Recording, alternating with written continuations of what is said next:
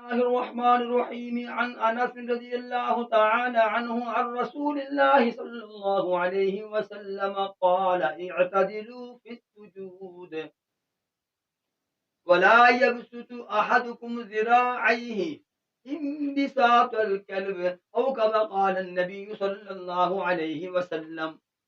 سید الکونین صلی اللہ علیہ وسلم نے فرمایا مسلمانوں اپنے سجدوں میں اعتدال پیدا کرو، درمیانے انداز سے سجدہ کرو، نہ پیٹھ کو اتنا زیادہ اٹھاؤ اور نہ بالکل پیٹ سے رانوں سے پیٹ کو جوڑ کر رکھو، بلکہ دوسرے لفظوں میں اس کی وضاحت فرمائی کہ کوئی مسلم اپنے نماز کے سجدہ میں اپنی دونوں کلائیوں کو یوں زمین سے ٹچ کر کے ملا کر نہ سجدہ کرے جیسے کتے کے بیٹھنے کا انداز ہے کہ وہ اپنی کلائیاں زمین سے مس کر کے ٹچ کر کے رکھ کر کلائیاں بیٹھتا ہے۔ اور اس سے اگلی حدیث نبوی علیہ السلام نے پیغمبر اسلام علیہ السلام نے سجدہ کے انداز کی اور مزید وضاحت فرمائی۔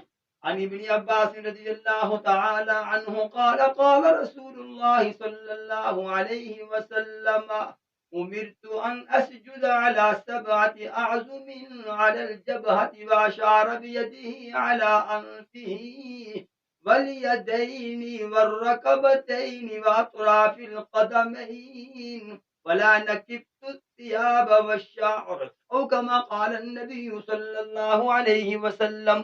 حضور اکرم علیہ السلام نے فرمایا کہ مجھے رب العالمین نے حکم دیا بذریعہ وحی کہ میں سجدہ 7 ہڈیوں پر 7 جگہوں کو زمین سے لگا کر کروں۔ علی الجبہتی فرمایا کہ نمازی کی پیشانی سجدہ میں زمین پر لگنی چاہیے۔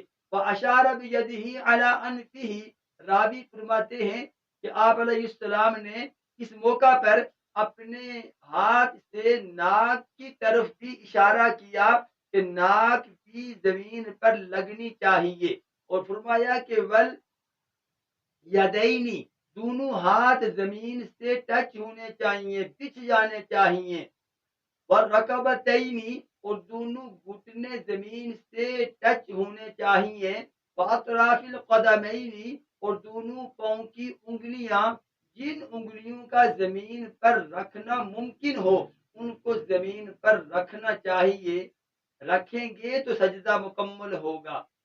ان 7 مقامات میں سے اگر کوئی ایک جگہ سجدے کے وقت زمین سے ٹچ نہیں ہوگی تو اسی مقدار میں سجدہ ناقص ہوگا، کمزور ہوگا، اس میں کمپلیٹ ہونے کی نشانیاں نہیں ہوں گی۔ لہذا ہر مسلم کو سجدہ کرتے وقت اپنی پیشانی، ناک، دونوں ہاتھ، دونوں گھٹنے اور دونوں پاؤں کی انگلیوں انگوٹھوں کو زمین پر رکھنا چاہیے۔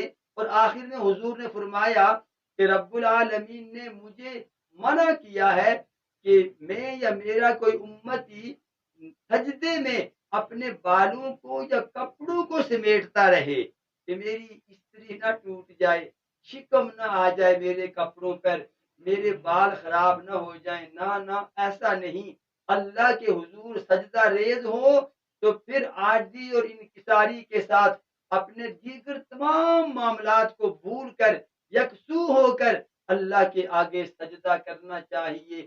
یہی ایک سجدہ ہے جس کے انکار پر اللہ نے زمین کے گوشے گوشے پر عبادت کرنے والے شیطان کو، اس کو ابلیس اپنے درگاہ سے نکال دیا۔ یہی ایک سجدہ ہے جو مسلم کو اللہ سے ملاتا ہے۔ اللہ ہمیں خشوع خضوع کے ساتھ سجدے کرنے کی توفیق عطا فرمائے۔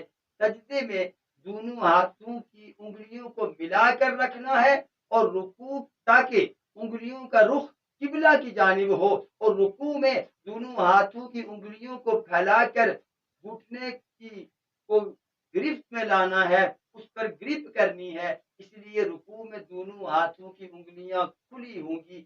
اللہ رب العالمین سنت نبوی علیہ السلام کے مطابق ہمیں نماز ادا کرنے کی توفیق عطا فرمائے. آمین ثم آمین. وما علی الا البلاغ المبین.